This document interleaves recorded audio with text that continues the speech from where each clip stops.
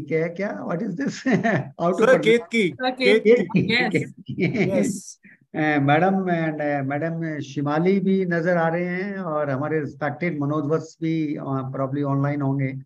तो मैं सभी का आभार प्रकट करता हूं, और आप लोग ये एक रिस्पॉन्सिबिलिटी दे देते हो, जैसे मैंने पहले भी आप लोगों से बात किया। It's not a simple responsibility. It's a great responsibility on the shoulder.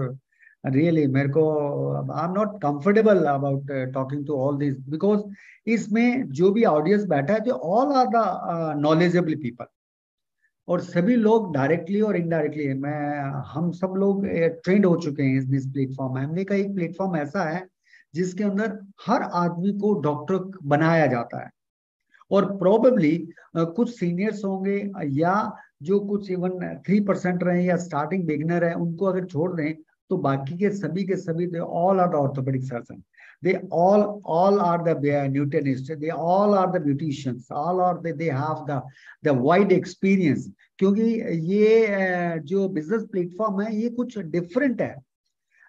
ये नॉलेज है, जैसे मैं इसमें नहीं है कि ये नॉलेज मेरे पास ही रहे, ये नॉलेज ट्रांसफर होती है, और आप लोग सब ट्रेंड हो चुके हो। रादर पिछले दिनों से मैं देख रहा हूँ कि एमवे के प्लेटफॉर्म पर बहुत सारी टॉक आ रही है, हेल्थ की टॉक आ रही है, बोन हेल्थ की टॉक आ रही है, ब्यूटी ब्यूटी की पॉइंट टॉक आ रही है। Really I salute you all this the top this team of the Amway जो इस प्लेटफॉर्म पर काम कर रही है। और रियली मैं आप लोगों का दोबारा फिर धन्यवाद देता हूँ।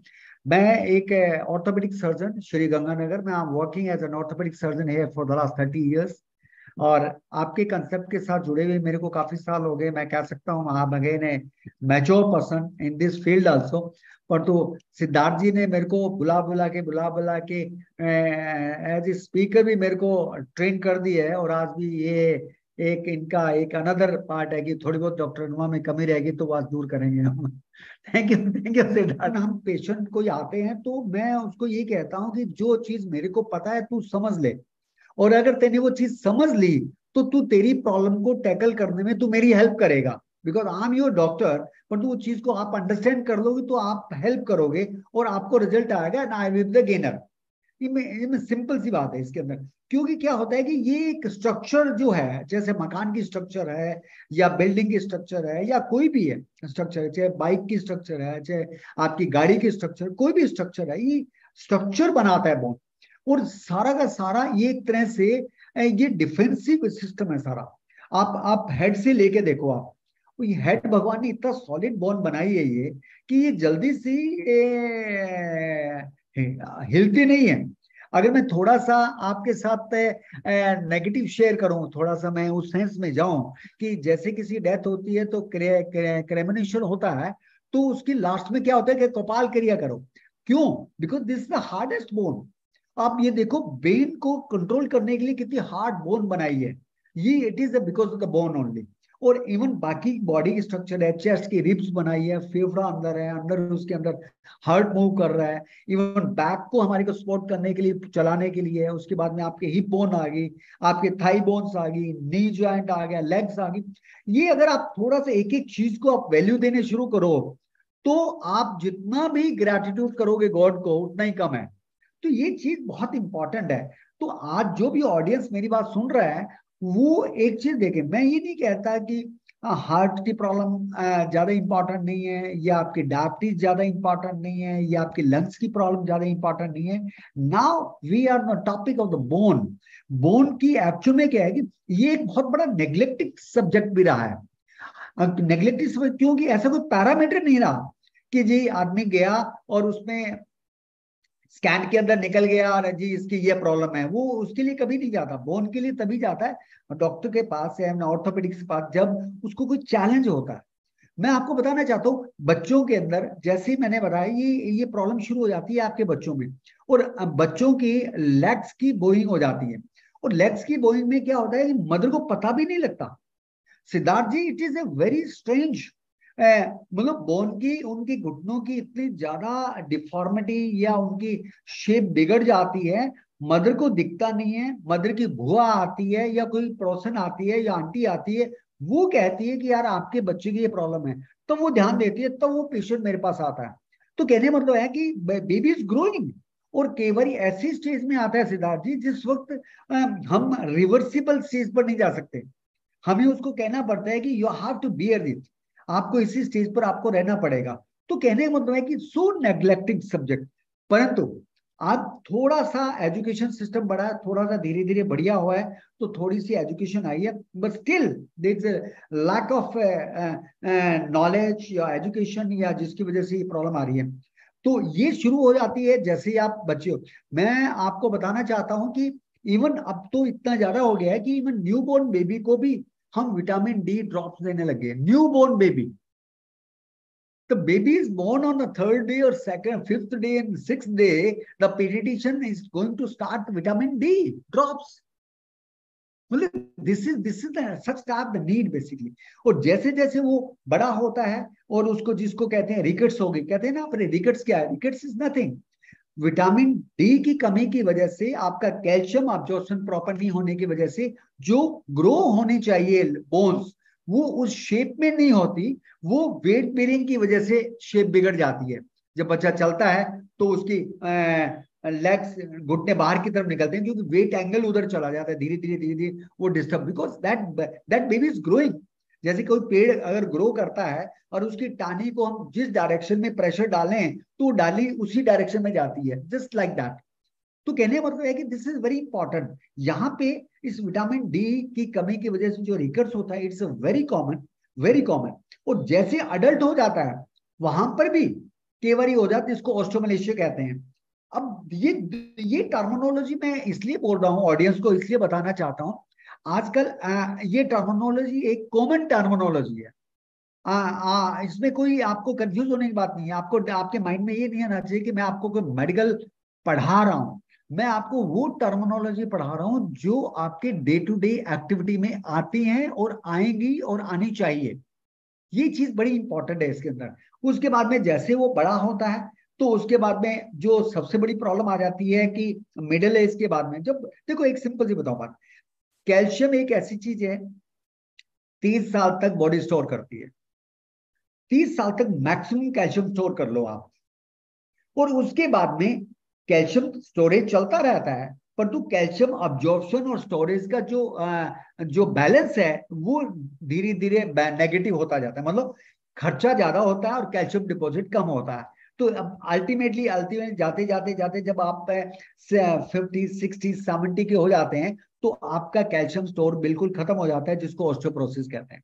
यहाँ पे एक ध्यान देने वाली बात है कि अगर 30 तक हमें स्टोरेज करना है, तो वैसे मैं अगर फाइनेंस की बात करूं, मैं हमेशा बोन स्टोरेज को फाइनेंस के साथ मैच करता हूं सिद्धार्थ जी। और अगर आपके पास, आपने एक एज के अंदर पैसा स्टोर कर लिया और आपने एसेट्स बना लिए और आपने ऐसा काम कर लिया जिसकी वजह से आपको लेटर ऑन पैसा ना कमाना पड़े, सेम वही चीज है। वाई फ्रेंकली बताना चाहता हूँ, why I am working on this platform. मैं सिंपल उस बोन की वजह से ही कर रहा हूँ। मैं बोन का स्टोरेज अच्छा चाहता हूँ, इसलिए मैंने अपना पैसे का स्टोरेज अच्छे के लिए मैं आप लोगों के साथ जुड़ा हूँ। This is the only way, otherwise और कोई रीजन नहीं है। ठीक है ना, मैं उस टॉपिक पर नहीं जाना चाहता, बट दैट इज अनडिबेटेबल और बहुत लंबा टॉपिक होता है। तो यहाँ पे मैं बोन को उसके साथ रिलेट कर रहा हूँ, ताकि आम इंसान जो अभी सारे ऑडियंस बैठे हैं वो इस सिस्टम के साथ जुड़े हुए हैं, उनको पता होना चाहिए कि हमें बोन का स्टॉक बनाना है। और बोन का स्टॉक जब बन जाता है, फिर वो धीरे धीरे, जैसे मैंने बताया, ऑस्टियोप्रोसिस हो जाता है। अब ऑस्टियोप्रोसिस क्या प्रॉब्लम है? ऑस्टियोप्रोसिस कुछ नहीं है, नंबर वन वुमेन्स का और नंबर टू मैन का। वुमेन्स के अंदर post menopausal osteoporosis, hormonal changes आ गए, आपका ऑस्टियो ब्लास्ट एक्टिविटीज आपकी जो ज्यादा हो जाती है, फिर उसके अंदर कैल्शियम आपका निकलना शुरू हो जाता है, बोन थिन बोन हो जाती है, छोटा सा झटका लगता है, हिप बोन टूट गया। छोटा सा आपको स्पीड ब्रेकर से, आप कहीं अपने बेटे के साथ मोड़ बाइक पर हैं, बेटे को ध्यान नहीं आया, स्पीड ब्रेकर आ गया, स्पीड ब्रेकर पर ब्रेक लगे नहीं, उछल के दोबारा जब आते हैं ब्रेक हो जाती है, आपकी स्पाइन ब्रेक हो जाती है। या आप किसी रोडवेज में बैठे हैं और रोडवेज अपने हिसाब से चल रहा है, कोई खड्डा आ गया, आप पीछे पीछे बैठे हैं, आप छत को टच करके जब वापस आते हैं उस सीट के ऊपर, तो आपकी बोन ब्रेक हो जाती है। कई दफा तो मैंने देखा है कि सिंपल आपको पता नहीं होता कि पीछे स्टूल है या नहीं है, और आप बैठ जाते हो, बैठते तो जर्क लगता है, वो बोन ब्रेक हो जाती है। ये सीन तैयार होता है आफ्टर 60, आफ्टर 70 के अंदर, जिसको हम कहते हैं ब्रेकेज। और ऑस्टियोपोरोसिस ज्यादा इन्वॉल्व किसकी होती है? आपकी कमर की वर्टिब्रा का हो जाता है, आपका हिप बोन का हो जाता है, इवन रिस्ट का भी। आपने देखा होगा कि कहते हैं मैं गिर गया, वो गिरते ही आप पेशेंट आता है कि ये तो मेरा जिस सो कॉल्ड मूर्छा या जो भी आप हम एल है इसको रिज्वाइन करते हैं, ब्रेक हो जाता है। ये ऑस्टियोप्रोसिस। ऑस्टियोप्रोसिस एक्चुअली देखा जाए तो फाइनेंसिस बहुत बड़ा एक है, क्योंकि आपका वर्किंग आवर्स खराब होते हैं, आपके फाइनेंसिस खराब होते हैं, आपको बेड रिडन होना पड़ता है अननेसेसरली, जिसको सेव किया जा सकता है। यहाँ चीज हम जो डिस्कस कर रहे हैं, हमें इसको सेव करना है, हमें इससे प्रॉब्लम से बाहर आना है अपने आप को। जब अपने आप को इसमें बाहर आ जाएंगे तो ये हो जाएगा। और वुमेन्स के अंदर डेफिनेटली हार्मोनल चेंजेस आते हैं, मेनोपॉजल प्रॉब्लम आती है, तो वहां पे हमें इसको चेक करना पड़ेगा अभी इसको मैं क्या करें। तो और तीसरी चीज जो मैं बड़ी इंपॉर्टेंट बताना चाहता हूँ कि आपने देखा होगा, रादर मैं तो बड़ा हैरान हूं कि पहले हम अगर 60 या 55 से पहले किसी को कहते थे ना भी आपके घुटने खराब हो गए, तो हमें स्ट्रेंज होता था। मैं जब when I started my practice in Ganganagar in 93, तो मेरे लिए कहना मुश्किल होता था कि 40 साल का आदमी है और उसको आर्थराइटिस हो गया। आर्थराइटिस का मतलब क्या होता है? घुटने घिस के, आपका कार्टिलेज घिस गया। जैसे एक लेमन लैंग्वेज में कहते हैं कि आपका ग्रीस खत्म हो गया, या नई हड्डी घिसने लगी, या आपका ग्रीस या ऑयल खत्म हो गया, like that. These are different common languages जो हम पेशेंट के साथ यूज करते हैं, doctor to doctor, location to location vary करता है। तो ये जो डैमेज होता है, इस डैमेज का सीधा कंसेप्ट ऑफ हो गया कि आपकी एक्टिविटीज क्या है, आपका डायबिटीज की क्या कंडीशन है, आपका ओबेसिटी कितनी है, आपका प्रोफेशनल आपकी क्या एक्टिविटीज हैं, आप सेडेंटरी लाइफ लीड कर रहे हैं या आप एक्टिव लाइफ लीड, ये कई सारे फैक्टर मिला देते हैं। जो आज के टाइम में जो सबसे ज्यादा डैमेजिंग है in early age also, even 40। मैं आज ही अभी पेशेंट को देख रहा था, दैट लेडी इज ओनली 50, और मैंने कहा माता, अब मैं उसको माता ही कहना पड़ा मेरे को। तो कहते आप माता कैसे कर रहे हो? मैं कि आपसे छोटा हूं मैं। कि ये आपकी एज क्या है? मैं क्या हम 35। कि आप 35 हो? मेरे से मजाक करने लगी कि आप 35 हो नहीं सकते। मैं मेरे को नहीं पता आपकी एज क्या, मेरी 35 है, अब उसके अकॉर्डिंग में आप माता हो गए। फिर एनी डिस्कशन हमारा ठीक है। मैं ये मैसेज देना चाहता हूँ इसमें आपको, you should have take the message from that this statement also, इसलिए मैंने बीच में ऐड किया है इसको। एनी हाउ, तो उसको मैंने रिक्वेस्ट किया कि मैं माता ये घुटने बदलने पड़ेंगे, आप प्लीज बदलवा लो। अब मेरे को हैरानगी कि लेडी ऑफ 50 और उसको मैं कह रहा हूँ घुटने आपको चेंज करने पड़ेंगे। This is known as osteoarthritis. Osteoporosis and osteoarthritis दोनों कॉमन चीज नहीं है, आपको अंडरस्टैंड करनी पड़ेगी, दोनों डिफरेंट है। तो ये चीजें बड़ी इंपॉर्टेंट है। तो ये जो हमारा बोन से रिलेटेड जो मैंने बताया सिद्धार्थ जी, कि ये बोन क्या चीज है और आपको कहाँ का किस किस स्टेप पर आपको इफेक्ट कर सकती है, और आपकी लाइफस्टाइल में कितना कर सकती है, आपको फाइनेंशियली कितना लॉस कर सकती है, आपको मेंटली कितना आपको नुकसान कर सकती है। हर आदमी कहता है कि मैं अच्छा जीना चाहता हूँ, अच्छी लाइफ लीड करना चाहता हूँ, मैं ज्यादा लंबी नहीं जीना चाहता, क्योंकि उसको पता है कहीं ना कहीं मेरे को ऑस्टियोआर्थराइटिस हो जाएगा, कहीं ना कहीं मेरे को फ्रैक्चर हो जाएगा, कहीं ना कहीं मेरे को प्रॉब्लम हो जाएगी, तो I want to live active. तो यहाँ पे सिद्धार्थ है, अगर आप बोन को अगर केयर कर लें और बोन की क्वालिटी को मेंटेन कर ले, या बोन के कंसेप्ट को अंडरस्टैंड कर ले, और आप मेरे को ये लगता है कि you can touch without any problem 100 years. मेरा तो एक ही टारगेट है, यू शुड टच 100। 100 से पहले का सोच मत रखो। हाँ भी doctor, I am not against medical field, तो मेडिकल फील्ड के अंदर कुछ चीजों की कमियां हैं, वो हैं। एक तो जो मैं कमी आपसे बात कर रहा हूं, मैं दूसरी कमी और मैं आपसे शेयर करना चाहता हूं कि मेडिकल फील्ड में हमारे को यह भी नहीं बताया जाता कि सिद्धार्थ से बात कैसे करनी है, मेरे पेशेंट को आगे मैंने कैसे उसको रिस्पेक्ट देनी है, कैसे मैंने उसको टैकल करना है।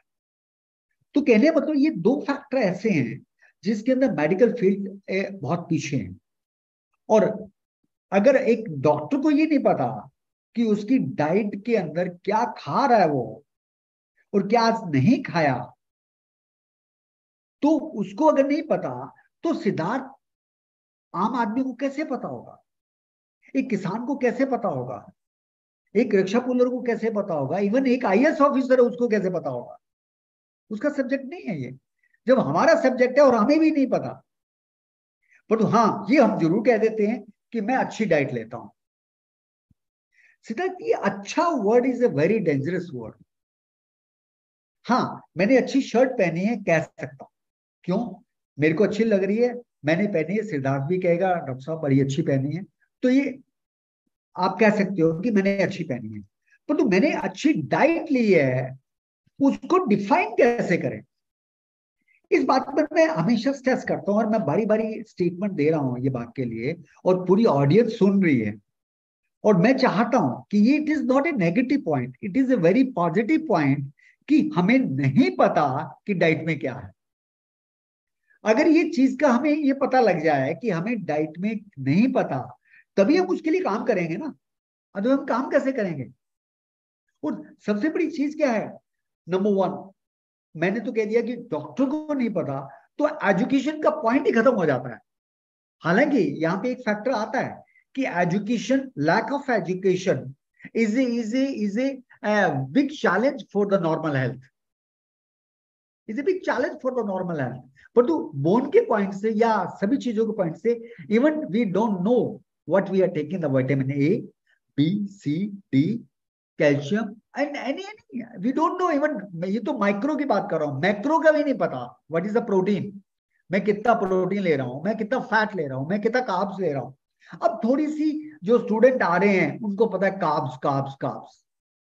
ये हमारे टाइम में कार्ब्स का हमें नहीं पता था, फ्रैंकली। और शायद अब काफी लोगों को नहीं पता what is carbs, what is fat and what is the protein. Protein का फिर भी बोलते हैं, बच्चे जिम जाने लगे, वहां बोलने लगे प्रोटीन खाओ, प्रोटीन खाओ, प्रोटीन खाओ। स्कूलों में भी बोलने लगे, आपके डाइट के अंदर एक्स्ट्रा डाइट आने लगी, उसमें भी लिखने लगे कि आपको दालें खानी है, आपको प्रोटीन लेना है। पर तो actually how much, it is a very question mark. तो इसलिए मैं आपको डायरेक्टली बताना चाहता हूँ। और इसका सबसे बड़ा फैक्टर एक है, लैक ऑफ एजुकेशन। अभी भी हमें उस पर अंडरस्टैंड करना है, अभी भी उस पर स्टडी करनी है। और दूसरा, economical factor is very important. ये बहुत बड़ा फैक्टर है बेसिकली। मैं आपको बताऊं, हिंदुस्तान के अंदर क्या है कि हम एक मिडिल क्लास फैमिलीज रह रहे हैं, सारे के सारे। ठीक है, they are the good people, सारा कुछ अच्छा है, पर तो फाइनेंशियली अभी भी वो इतना नहीं कर पाते। वो एक ही बात करते हैं, उनको कुछ मोटी चीज भी ठीक है, ये ले लो, ये ले लो, ये ले लो, इससे काम नहीं चलेगा। आपको इसकी गहराई में जाना पड़ेगा। और दूसरी, हमारी हैबिट है जो, हमारे को हैबिट, मेरे को अभी भी याद है कि जब मैं I was a student, may be fifth class, six class, तो हमारे पेरेंट्स सुबह सुबह कहते थे कि आपको ये दही पी के जाना है, घी पी के जाना है। आई यूज टू, अब किसी को ना आप घी पीते थे तो शायद वो वॉमिट करने को तैयार है। मतलब I was forced to take the ghee in the adding with the milk और the curd and all like that. तो कहने का मतलब है कि पहले हमारी वही डाइट थी, मैंने घी पी लिया, एज आई एम गुड। घर आने के बाद आम का सीजन है, अच्छे खासे दो तीन चार आम खा लिए, इट्स गुड। हमें नहीं पता था आम के अलावा कुछ सामान भी आता है क्या। आजकल भी आम आ रहे हैं, आपने देखा होगा। और मेरे को लगता है सिद्धार्थ जी, आप सुबह भी आम खा रहे होंगे, दोपहर को भी आम खा रहे होंगे, रात को भी आम खा रहे होंगे। क्यों खा रहे हैं? मैं आपको कॉन्फिडेंटली इसलिए कह सकता हूं क्योंकि मैं भी वही कर रहा हूँ। मैं भी सुबह वही कर रहा हूँ, शाम को भी वही कर रहा हूँ, और वही कर रहा हूँ। हाँ, मनोज जी लाइव 360 में पार्ट ले रहे हैं, पर तो ये अपने आप को स्क्वीज कर रहे हैं, अपने आप को सोच रहे होंगे कि यार ये क्या आम का सीजन है, मेरे को खाने नहीं दे रहे ये न्यूट्रलाइट वाले। बट दिस इज दस नो, एप्पल आ गया तो एप्पल ही एप्पल खा रहे हैं। किन्नू का सीजन आ गया, किन्नू किन्नू खा रहे हैं। तो यहाँ पे डाइट कहाँ रहेगी? यहाँ पे साइंटिफिक आपका वो मैटर कहाँ रह गया? वो आपका टोटल खत्म हो जाता है, मैं आपको बताऊं। अब बात आती है कि अब सबको पता है कि कैल्शियम लेना चाहिए, सबको पता है कि विटामिन डी लेना चाहिए। विटामिन डी फ्री भी मिलता है, फिर भी हम नहीं ले पाते। अब सिंपल सी बात है भी, आपको ये लगे कि आपके बेबी को, ये सिंपल है, जैसे आपने देखा कि न्यूबॉर्न बेबी के बिलिरुबिन बढ़ जाता है, और डॉक्टर कहता है कि इसको थोड़ा सा धूप में बाहर लेके जाओ सुबह के टाइम में। कोशिश करते हैं, वो तो ट्रीटमेंट के पॉइंट है, वो भी कई बार नहीं मिलती हमें धूप, या कई बार अवेलेबल नहीं होता, पेरेंट्स फिर भी कॉन्शियस नहीं होते, नहीं नहीं बाहर नहीं लेके जाना, फिर भी हम उसके अगेंस्ट मेडिकल एडवाइस जा रहे हैं। और यहाँ पर भी यही हो रहा है, आप एसी से निकल रहे हो, और एसी गाड़ी में बैठ रहे हो और आप एसी ऑफिस में जा रहे हो, और ये 7 7 डेज ए वीक, 24 मतलब पूरा का पूरा आपका, और ईयर्स टू ईयर चल रहा है, तो बाद में पता लगता है कि हमारा विटामिन डी कम है। मैं आपको बड़ा क्लियर बताना चाहता हूँ, ये सिंपल लैक ऑफ एजुकेशन है, और लैक ऑफ एजुकेशन की वजह से सारी प्रॉब्लम आ रही है। और विटामिन डी की जहां तक की बात करूं सिद्धार्थ जी, मैं आपको बड़ा क्लियरली कहता हूँ 99.9% विटामिन डी कम है। विटामिन डी होना चाहिए 30 to 100। और मैं सभी ऑडियंस को बताना चाहता हूँ, मेरे हॉस्पिटल में कैंप लगा था और हमने विटामिन डी करवाया। मैंने पूरी फैमिली का करवाया। मैंने मेरी मदर का करवाया, दैट वाज 6 ओनली। मैंने मेरा करवाया, दैट वाज 22 ओनली। मैंने मैडम का करवाया, दैट वाज 28 ओनली। मैंने बिटिया का करवाया, that was only 23। I am a doctor, I know it. जब हमारा ये हालत है तो इसका मतलब आम आदमी कहाँ बैठा है। मैंने इवन कई बार फील्ड वर्कर का भी विटामिन डी करवा के देख लिया, उसका भी पूरा नहीं आता। तो इसीलिए, और अब मैं आपको इसलिए बताना चाहता हूँ, ये चीज बहुत इंपॉर्टेंट है आपके लिए। आपका टेस्ट होना चाहिए, विटामिन डी तो होना ही चाहिए। कैल्शियम की जहां तक की बात है, कैल्शियम का आप ब्लड कराएंगे तो आपका सही आएगा, क्योंकि कैल्शियम का ब्लड के अंदर क्या, कैल्शियम कम हो गया तो डेफिनेटली आपको दौरे पड़ने लग जाएंगे, आपको एपिलेप्सी हो जाएगी, आपको ये हो जाएगा, वो हो जाएगा, वो स्टेज नहीं आती। परंतु कैल्शियम लेवल को आपको परच्यूम करना पड़ेगा कि क्या मैं कैल्शियम ले रहा हूं, क्या मैं डाइट के अंदर वो कैल्शियम ले रहा हूं, क्या ये आपको देखना पड़ेगा। उसका कोई पैरामीटर नहीं है डेक्सा स्कैन है, ये स्कैन कराओ, वो स्कैन कराओ, उससे कोई आपको एडिशनल बेनिफिट नहीं है। एक आम आदमी कभी ऐसी स्टेज पे नहीं जाता। परंतु आज की मीटिंग के बाद आपने अगर ध्यान देना है अपना सुबह से लेकर शाम तक की डाइट में, आपने चेक करके लेना प्लीज कि आपको कैल्शियम एडिशनल सप्लीमेंट आप ले रहे हैं कि नहीं ले रहे। it is this is the only way to correct your supplement और कैल्शियम स्टोरेज। आपको देखना पड़ेगा आपके बच्चों को कितना कैल्शियम जा रहा है, आपको देखना पड़ेगा आपके न्यूबॉर्न बेबी को विटामिन डी कितना जा रहा है, आपको देखना पड़ेगा कि आपके मदर को कितना कैल्शियम दे रहे हैं। ये सारी चीज आपको चेक करनी पड़ेगी, आप ही को करनी पड़ेगी, because you are knowledgeable person of your family. तो ये चीज, और जहां तक की डाइट की बात है, definitely milk is a good source. और मिल्क का ऐसे होता है कि अब जो बच्चे आ रहे हैं, वो बच्चे तो मिल्क को देख के वॉमिट करने को तैयार होते हैं। मैं आज ही किसी से बात कर रहा था, माय फैमिली फ्रेंड, तो वो कहती है दूध दूध नहीं पीता। और मैं कहता हूँ हम जब थे, हम तो दूध से नहाते थे एक तरह से, सुबह भी दूध, शाम को भी दूध, रात को भी दूध, दूध ही दूध दूध। वो एक हुआ ना, कौन से है, दूध दूध दूध, वो ऐड भी आता है ना आपका, दिल्ली वालों का, सरस का, किसका है वो, उसका, वो दैट्स हमारा सिस्टम, वो हमारे टाइम वो था, दूध दूध दूध दूध। अब नहीं है, अब लोग लाइक भी नहीं करते। और कुछ कार्डियोलॉजिस्ट कुछ ये कहते हैं तो दूध नहीं लेना, दूध नहीं लेना, कुछ ये कहते हैं आपको मिल्क एलर्जी है, मिल्क एलर्जी है, मिल्क एलर्जी। ये सारी की सारी सिनेरियो चीज बन गई कि जो एक मेन सोर्स था एक आम आदमी का, दैट वाज द मिल्क, और वो मिल्क से दूर हो गया। उसके बाद आती है लीफी वेजिटेबल्स, उसके बाद आती है नट्स, उसके बाद में कभी आते हैं कि कोई नॉन वेज लेता है या कोई सोयाबीन लेता है। ये बाद की कहानी है। सबसे इनिशियल अटैक जो हुआ है वो दूध पर हुआ है। तो मैं ये चाहता हूं, मैं ये आप लोगों को बताना चाहता हूं कि आपकी जो एक्चुअल में डाइट है, तो प्लीज आप उसको कैल्शियम के पॉइंट ऑफ व्यू से सेटिस्फाइड नहीं हो, आप उसमें दिमाग लगाएं कि नहीं मेरे को एक एक्स्ट्रा लेना ही पड़ेगा, आपके पास कोई इसका इलाज नहीं। तो ये एक सिनेरियो है। दूसरा एक और मैं बताना चाहता हूं कि डाइट अगर आप इंप्रूव कर लेते हैं, सेकंड चीज, स्पेशली बच्चों से ले रहा हूं मैं आपको, मैं बच्चों की ग्रोथ के बारे में आपसे बात करना चाहता हूं। जो बच्चे इस इंस्ट्रूमेंट का यूज करते हैं, जो फैमिली इस इंस्ट्रूमेंट का यूज करती है, वो definitely lack of bone strength होगा, उनका बोन का अंदर कैल्शियम डेफिशिएंट होगा ही होगा। क्यों? कि जो एक्सरसाइज उसको करनी चाहिए, जो उसको सड़क पर दौड़ना चाहिए, जो उसको खेलने की जो एज है उसकी, जो वो काम करने की, जो उसको बॉल को खेलना है, सड़क पर दौड़ना है, ग्राउंड में दौड़ना है, सारा का सारा टाइम ये ले गया। और कुछ कॉम्पिटिटिव एग्जाम ऐसा है, कंपटीशन ऐसा है कि नहीं, अगर फर्स्ट नहीं आए तो हम कैरियर बर्बाद हो जाएगा। तो ये थॉट भी हमारे पेरेंट्स ने डाल रखी है। पर तो मेरा ये मानना है कि अगर पेरेंट्स सभी लोग अपने बच्चों को कम से कम 1 घंटा कंपल्सरी कर दें कि आपको ग्राउंड, तो बोन की उसको कैल्शियम को स्ट्रेंथ को मेंटेन करने के लिए उनके पास स्टॉक नहीं है जितना स्टॉक मैन के पास है। तो इसलिए chances of osteoporosis is more in woman. तो इनको कैल्शियम की रिक्वायरमेंट ज्यादा होती है। तो ऑलवेज, हमेशा वुमन को कैल्शियम ज्यादा चाहिए एज कम्पेयर टू मैन, और स्टार्टिंग से ही उसको लेना चाहिए। कंसीव करना, उसके बाद में उनका फीडिंग करना बेबी को, उसके बाद में उसकी सारी एक्टिविटी करना, उसके बोन्स को रिस्ट्रक्चर करना। तो कहने का मतलब है कि उनको तो कैल्शियम एक तरह से है ना, आप ये मान के चलो जब रोटी खाए तो एक कैल्शियम ले लेना चाहिए। जो उसमें मैं जो एडवाइस रिकमेंड करता हूँ। और इसीलिए, और वुमेन्स के अंदर ऑस्टियोपोरोसिस पोस्ट मेनोपॉजल, एक तो पोस्ट मेनोपॉजल ऑस्टियोपोरोसिस हो गया, एक एज फैक्टर हो गया, that's known as senile osteoporosis. तो उसका डबल फैक्टर काम करता है। तो डबल फैक्टर से chances of fracture is more as compare to man. और दूसरा ये होता है, जो रूरल वुमेन है वो ज्यादा बेटर फील करती है एज कम्पेयर टू अर्बन। के अंदर क्या होता है कि वो धीरे धीरे धीरे धीरे बहू आ गई, एक बहू आ गई, दूसरी आ गई, तीसरी आ गई, उस सास को काम करने ही नहीं देती वो, और वो सोचती है कि हम अच्छी बहू हैं। मेरे ये मानना है कि वो बहू अच्छी नहीं है जो सास को काम नहीं करने देती।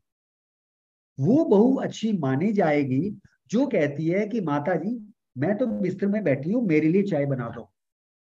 ये थॉट अगर आप क्रिएट कर लेते हो सोसाइटी के अंदर विद विद कॉमन सेंसेस, तो क्या होगा कि वो आपकी जो मदर इन लॉ है या आपकी मदर है, she will take the part in activities.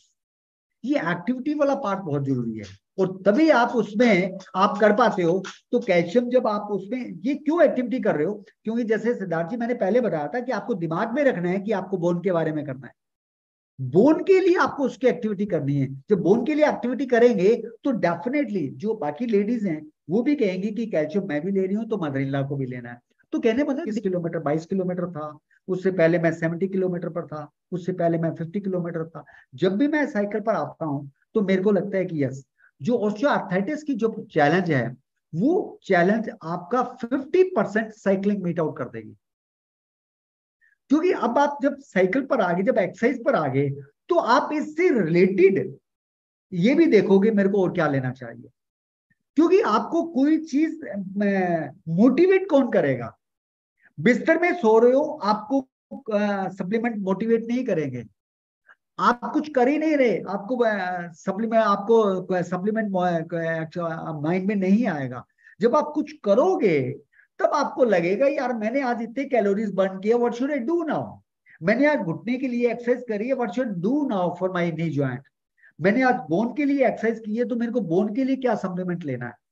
तो ये चीज बहुत इंपॉर्टेंट है। हाउ यू प्रमोट, कैसे उसको आपके अंदर कैसे आ गया, आग कैसे लगेगी आपके अंदर से, गट फीलिंग कैसे आएगी, इसके लिए ये एक्सरसाइज करना बहुत जरूरी है। और जैसे आप एक्सरसाइज करके घर आएंगे, और जितने भी ऑडियंस सुन रहे हैं मैं बताना चाहता हूं, जब भी आए घर आएंगे तब आपको लगेगा कि यस मेरे को क्या लेना चाहिए, मेरे को ये लेना चाहिए, मेरे को ये लेना चाहिए, मेरे को ये लेना चाहिए, मेरे को ये लेना चाहिए। तब आता है मेरे को कौन सा लेना चाहिए, और तब आता है मेरे को कौन सा ब्रांड यूज करना चाहिए, तब आती है मेरे को कितना लेना चाहिए, और तब बात आती है मेरे को कब तक लेना चाहिए। ये सारी चीजें क्वेश्चन इंटरलिंक्ड है। मैं आपको बताऊं, जहां तक इक्वालिटी की बात है, मैं सभी ऑडियंस को कहना चाहता हूं कि अगर किसी ने डिस्कवरी चैनल पर क्वेस्ट फॉर द न्यूट्रिशन जो न्यूट्रीलाइट का प्रोग्राम है, अगर उसके बारे में कोई कंफ्यूजन है किसी को, तो वो प्रोग्राम अटेंड कर ले। वो प्रोग्राम अवेलेबल है। Siddharthi, I think you are with me. तो ये दैट इज, Absolutely. मेरे मेरे पास कई आते हैं। अब मैं आपको बताना चाहता हूँ, my father told me one day कि यार why should I take this one, why two, मेरे को क्या जरूरत है। मैंने कुछ नहीं, मैं पापा एक काम कर लो, मेरे लिए 1 घंटा 30 मिनट का 31 मिनट का प्रोग्राम है, और एक बार वो देख लो। मैं उनके साथ बैठा, मैंने उनको प्रोग्राम दिखा दिया। उसके बाद में वो दिन और आज का दिन, मेरे फादर ने कभी क्वेश्चन नहीं किया why should I take it. और उनके बाद में ये भी क्लियर हो गया कि why should I take this bag, this में क्यों लू मैं, वो उसके अंदर सारा क्लियर है। देखो सिंपल सी बात है, हमें घुटनों को बदलने से रोकना है, हम उसको पोस्टपोन करना चाहते हैं, हम उसको डिले करना चाहते हैं। आपके पास एक ही अल्टरनेटिव है, यू टेक मार्केट और you take the best one. ये आपको चेक करना पड़ेगा।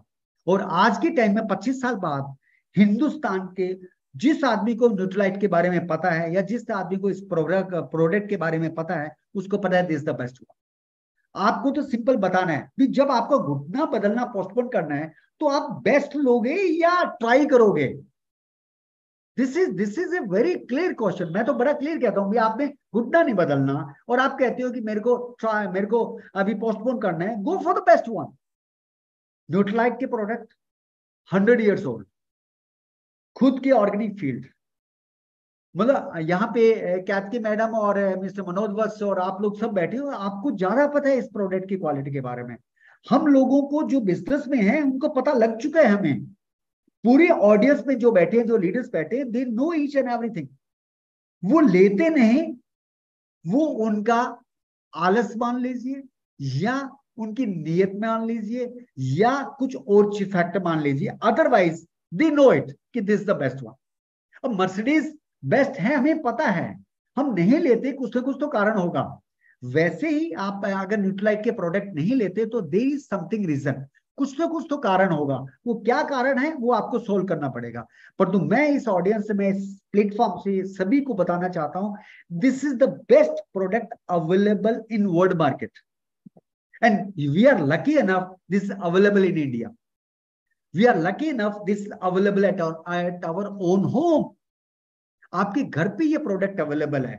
तो मैं चाहता हूं कि इस प्रोडक्ट को, अगर बाय द वे अगर आपने शुरू नहीं किया, तो आज से आप शुरू कर दीजिए।